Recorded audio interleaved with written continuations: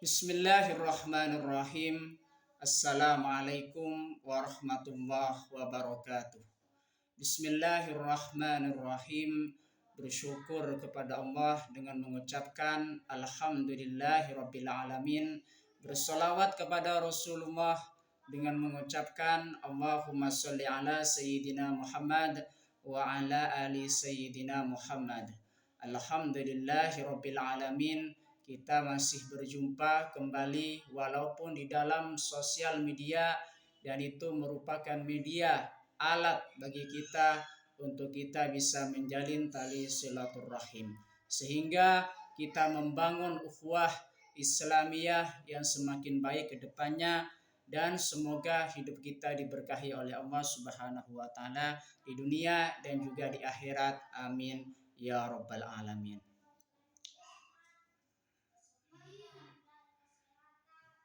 Pada kesempatan kali ini, topik yang akan saya bahas yaitu kita akan belajar tentang akhlak yang tercela, atau disebut juga dengan akhlakul mazmumah. Jadi kita sebagai seorang muslim, kita harus belajar tentang akhlak yang baik dan juga akhlak yang tercela. Makanya pada video sebelumnya saya sudah membahas tentang akhlak yang terpuji. Dan video kali ini saya akan membahas tentang akhlak yang tercela. Mempelajari akhlak tercela,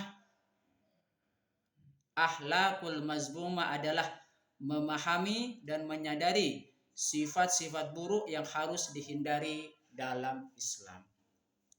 Jadi dengan kita belajar tentang akhlak yang tercela, maka kita bisa memahami dan juga menghindari sifat-sifat buruk yang ada di dalam perbuatan tersebut. Makanya Islam itu mengajarkan kepada kita supaya kita menghindari sifat-sifat yang menimbulkan akhlak yang tercela tersebut.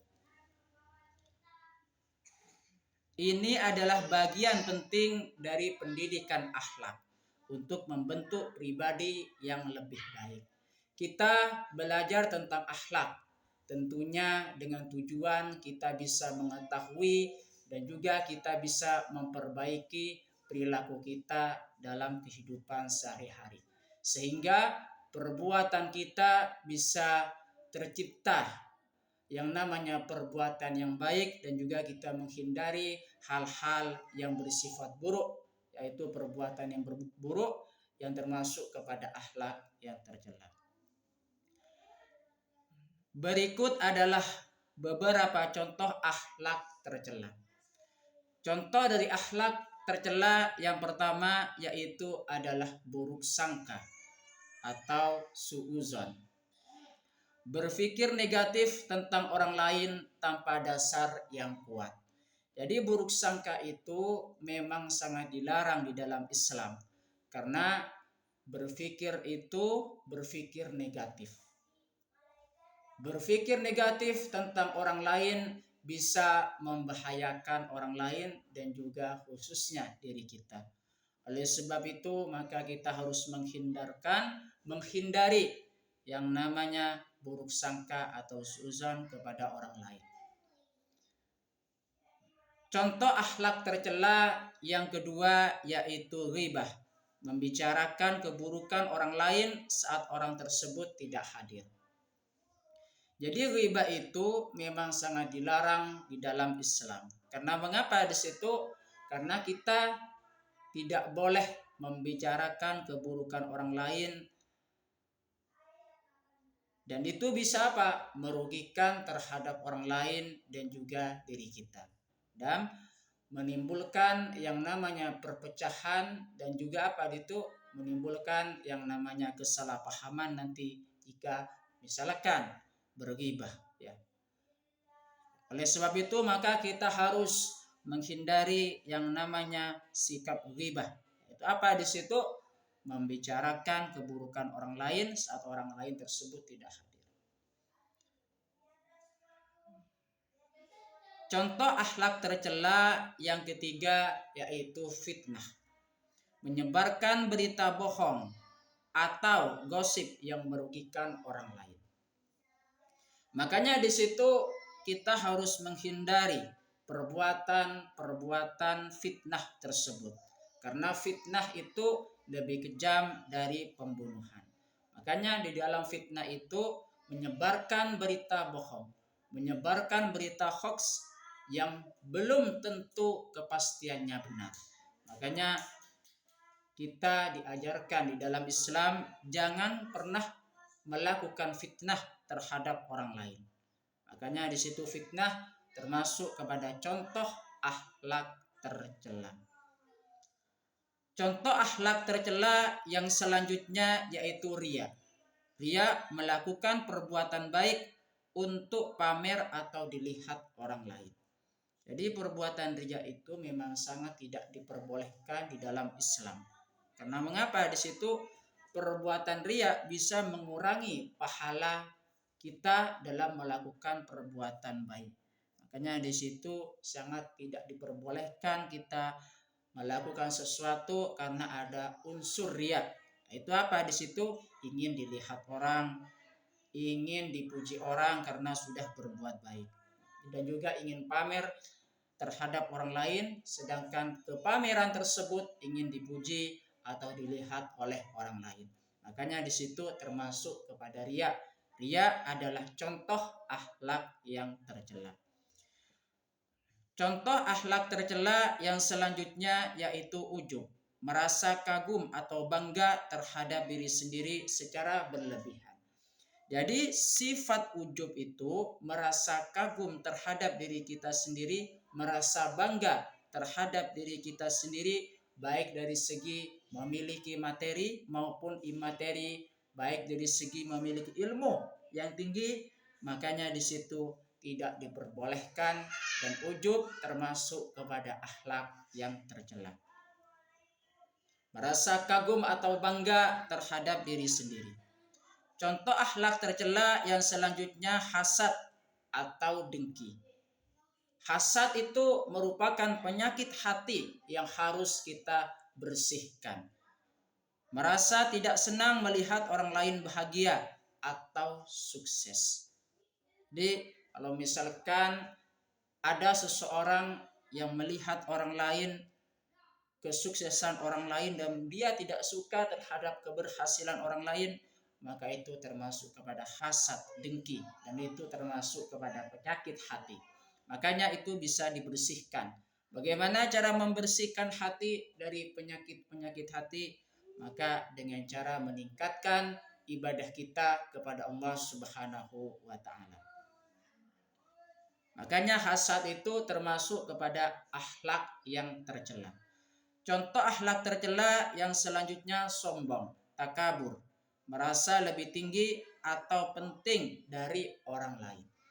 Makanya di situ takabur atau sombong itu sangat tidak diperbolehkan atau dilarang di dalam Islam. Karena orang yang sombong itu tidak akan disukai oleh Allah Subhanahu wa taala, juga tidak disukai oleh para malaikat, dan juga tidak disukai oleh manusia. Makanya hindari sikap takabur, hindari sifat takabur yang bisa membahayakan diri kita, dan itu tidak baik sikap takabur kalau misalkan kita lakukan di dalam kehidupan sehari-hari. Oleh sebab itu, maka sombong merupakan sikap manusia yang dilarang di dalam Islam. Ya, makanya sombong itu tidak diperbolehkan. Kita harus menghilangkan atau menghindari sifat-sifat takabur atau sombong tersebut, yang merupakan termasuk contoh akhlak tercela. Selanjutnya, contoh akhlak tercela yang selanjutnya adalah tamak, terlalu menginginkan sesuatu melebihi kebutuhannya. Jadi sifat tamak di situ sangat tidak diperbolehkan. Kalau misalkan sifat tamak ingin sesuatu, ingin nambah sesuatu, ingin nambah sesuatu, ingin nambah sesuatu, dan itu melebihi kapasitas Anda, melebihi kebutuhan yang Anda butuhkan, maka termasuk kepada tamak, dan itu tidak diperbolehkan di dalam Islam. Dan itu merupakan contoh akhlak tercela. Contoh akhlak tercela yang selanjutnya bakhil, kikir atau tidak mau berbagi. Bakhil itu atau kikir sangat tidak diperbolehkan dan kita harus buang jauh-jauh dari sifat bakhil jika tertanam di dalam diri seseorang. Makanya di situ sifat bakhil.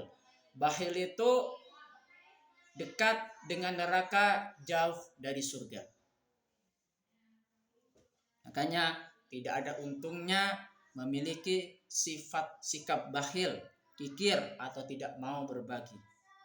Contoh akhlak tercela yang selanjutnya yaitu pemarah. Mudah marah dan tersinggung. Mudah marah dan tersinggung itu merupakan contoh dari akhlak yang tercela. Kenapa? Karena pemarah itu memang tidak baik bagi kita. Orang yang pemarah maka tensinya bisa naik darah ya. Dan juga merupakan contoh dari akhlak yang tercela. Makanya di situ orang yang sabar itu akan disukai oleh Allah Subhanahu wa taala dan juga makhluknya. Innallaha ma'as sabirin. Sesungguhnya Allah bersama orang-orang yang sabar. Selanjutnya contoh akhlak tercela yaitu fasik, melanggar perintah Allah dan Rasulnya. Jadi orang yang fasik itu dia melanggar perintah Allah dan juga Rasulnya. Salah satu contohnya misalkan disuruh sholat maka dia tidak sholat, disuruh mengerjakan ibadah maka dia tidak mengerjakan ibadah sama sekali. Dan dengan sengaja itu melanggar perintah Allah dan juga Rasulnya, maka termasuk orang yang fasik. Contoh akhlak yang tercela yang selanjutnya yaitu murtad, keluar dari agama Islam. Makanya murtad itu definisinya adalah keluar dari agama Islam. Ya. Contoh akhlak tercela yang selanjutnya yaitu munafik, menunjukkan sikap yang berbeda antara lahir dan juga batin. Nah, ini sering ditemui di dalam kehidupan nyata. Salah satu contohnya misalkan wajahnya yang menunjukkan tersenyum misalkan orang lain, tetapi batinnya dia sangat dengki, dia sangat tidak suka terhadap orang lain tersebut. Makanya di situ munafik jangan pernah tertanam di dalam diri kita, maka kita buang jauh-jauh dari sifat munafik itu. Ya, sifat munafik itu jangan pernah ada dan juga harus dibuang di dalam diri kita. Penting untuk mempelajari akhlak tercela agar kita dapat apa di situ mengenali dan menghindari sifat-sifat buruk dalam diri sendiri. Jadi pentingnya kita mempelajari tentang akhlak yang tercela di situ. Kita apa? Kita bisa mengenali dan juga menghindari sifat-sifat buruk dalam diri sendiri. Contohnya misalkan dengki terhadap orang lain, maka kita berusaha untuk menghapus atau menghindari sifat-sifat dengki terhadap orang lain, dan itu merupakan termasuk dari akhlak yang tercela. Terus yang kedua, membangun hubungan yang lebih baik dengan orang lain. Kalau misalkan kita di situ sudah menghilangkan akhlak-akhlak yang tercela yang ada di dalam diri kita, maka kita bisa membangun hubungan yang lebih baik dengan orang lain. Yang selanjutnya, mendekatkan diri kepada Allah Subhanahu wa taala. Jikalau sudah hilang sifat-sifat yang melekat, sifat-sifat yang buruk yang melekat di dalam diri seseorang, maka di saat itu apa? Maka dia mendekatkan diri kepada Allah Subhanahu wa taala. Kenapa? Karena di dalam jiwanya sudah tidak tertanam akhlak yang tercela, hubungannya dengan Allah Subhanahu wa taala dan juga baik, dan juga hubungan dengan manusia baik juga. Menciptakan lingkungan yang lebih positif dan harmonis. Jikalau seorang jiwanya tidak tertanam penyakit-penyakit hati, maka akan tercipta yang namanya lingkungan yang kondusif dan juga positif dan juga harmonis. Terima kasih, semoga bisa bermanfaat buat kita semua. Amin ya rabbal alamin. Sebelum saya tutup, mari kita ngirim Fatihah dulu kepada baginda Rasulullah sallallahu alaihi wasallam, ila hadratin Nabi Mustafa Muhammadin sallallahu alaihi wasallam wa ala alihi wa ashabihi wa azwajihi wa dzurriyyatihi wa ahli baitihi wa liman dakhala fi baitihi ajma'in. Kullu syai'in lillahi lahumul Fatihah. A'udzu billahi minasyaitonir rajim. Bismillahirrahmanirrahim. Alhamdulillahirabbil alamin arrahmanir rahim maliki yaumiddin. Iyyaka na'budu wa iyyaka nasta'in. Ihdinas siratal mustaqim siratal ladzina an'amta 'alaihim ghairil maghdubi 'alaihim waladdallin. Fatihah yang selanjutnya kita ngirim Fatihah kepada kedua orang tua kita semuanya, kepada guru-guru kita semuanya, kepada kaum muslimin, muslimat, mukminin, mukminat, dan kita berdoa kepada Allah Subhanahu wa taala supaya diteguhkan Islam dan juga iman kita dan juga dikabulkan hajat-hajat kita oleh Allah Subhanahu wa taala. Amin ya rabbal alamin. Al-Fatihah.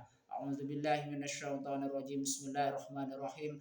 Alhamdulillahirabbil alamin arrahmanir rahim maliki yaumiddin. Iyyaka na'budu wa iyyaka nasta'in. Ihdinas siratal mustaqim siratal ladzina an'amta 'alaihim ghairil maghdubi 'alaihim waladdallin. Amin. Saya ucapkan banyak terima kasih kepada sahabat saya yang sudah berpartisipasi di dalam channel YouTube saya, baik itu view, subscribe, dan juga like dan juga share. Dan juga semoga menjadi perantara bagi kita untuk mendekatkan diri kepada Allah Subhanahu wa taala dan juga Rasulnya. Amin ya rabbal alamin. Terima kasih. Assalamualaikum warahmatullahi wabarakatuh.